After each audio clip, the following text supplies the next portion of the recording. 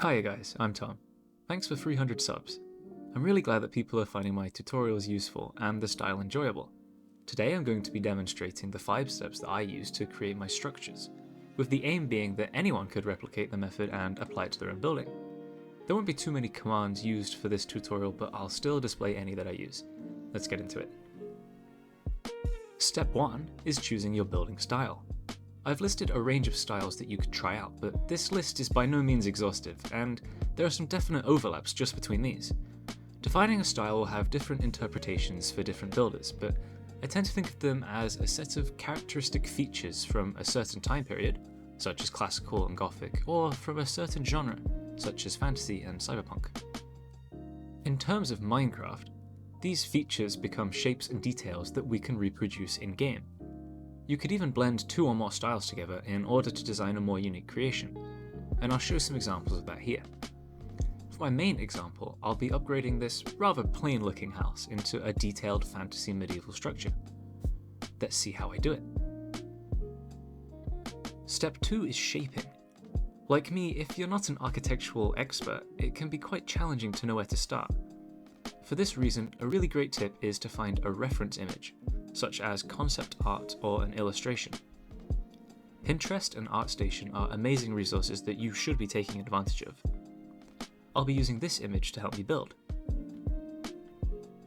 The first thing I do is replace the roof with full blocks, or just placeholder blocks for now, because this unlocks a much larger range of gradients. Make sure that generally you build in odd numbers of blocks so that you have one wide centers. Then I raise up the whole structure by about 7 blocks and push the bottom level 1 block backwards. I also lay down the framework for a porch by cutting out an overhang from the overall shape, then add a secondary roof, starting a couple blocks lower, to break up the house's rectangular floor plan. Next I update the shapes of the roof to slowly slope upwards, which I think really sells the fantasy vibe. Step 3 is depth. If it helps, you could probably consider this as shaping but on the micro level. I push back sections of the walls by 1 block and replace them with a different placeholder. Then I bring the roofs out an extra block so that I can add more detail later. Next I plan out a small gable to break up the flat roof, and add a tower and a chimney following the reference image. Step 4 is texturing. The first part is pretty easy, just replacing the placeholder blocks with a single colour. Here the roof becomes cyan wool, the gold framework becomes oak logs with spruce borders, the upper walls become calcite and the bottom walls become dead coral blocks, framed by polished andesite. I add stairs and trapdoors to the undersides of the roof overhangs, then start to play with gradients. I would say that you should try to avoid using purely random noise when texturing, and instead go for smoother transitions. You can speed this up by using simplex noise with placeholder blocks, then replacing with a gradient, then touching it up by hand. I use my color wheel all the time in order to choose the right blocks, which is pinned on my Instagram profile page. Step 5 is detail. The best part. Add some oak supports, some rocks around the base, and then start framing windows. This is your opportunity to play around with all of the building blocks that Minecraft has to offer. Fence gates, trapdoors, walls, pots, buttons, and so on. Please do not be afraid to use a functional block as a decorative one. For some final yet very important touches, add a sign, a path, a cart, a well, and some flowers, in order to give the build some life. And that's the finished product. Let's have a look at another example, but a bit quicker this time. I'm going to choose the Oriental and Cyberpunk styles, and attempt to fuse them together. Let's start with a temple. Here's the image I'll be referring to.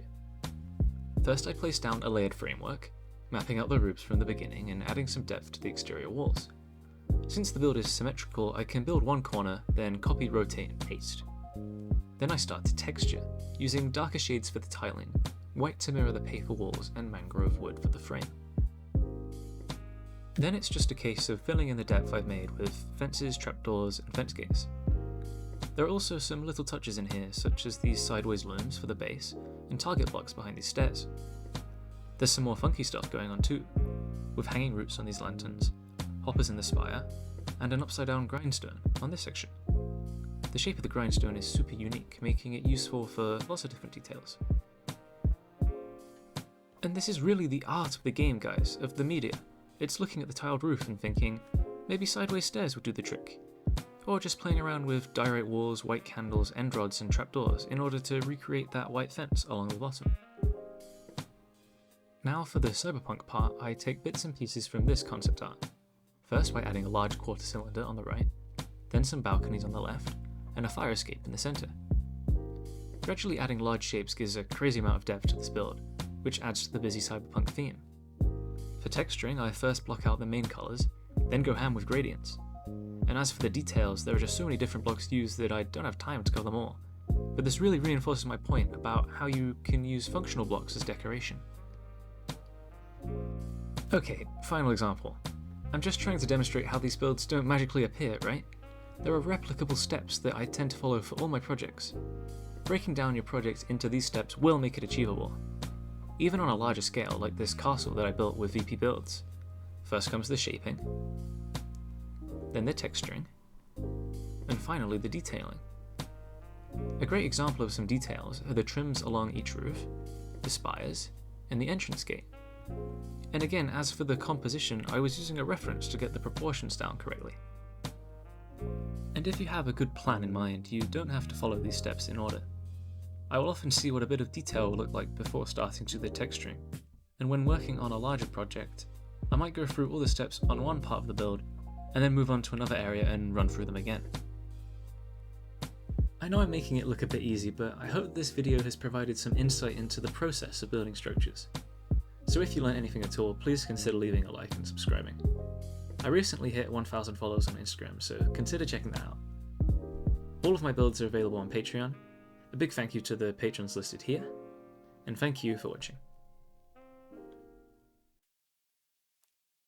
Alright, we're reading hate comments from my world famous viral Instagram reel on the torch in order to make the video 8 minutes long. We've got "Give my time back." "Respectfully, it looks terrible."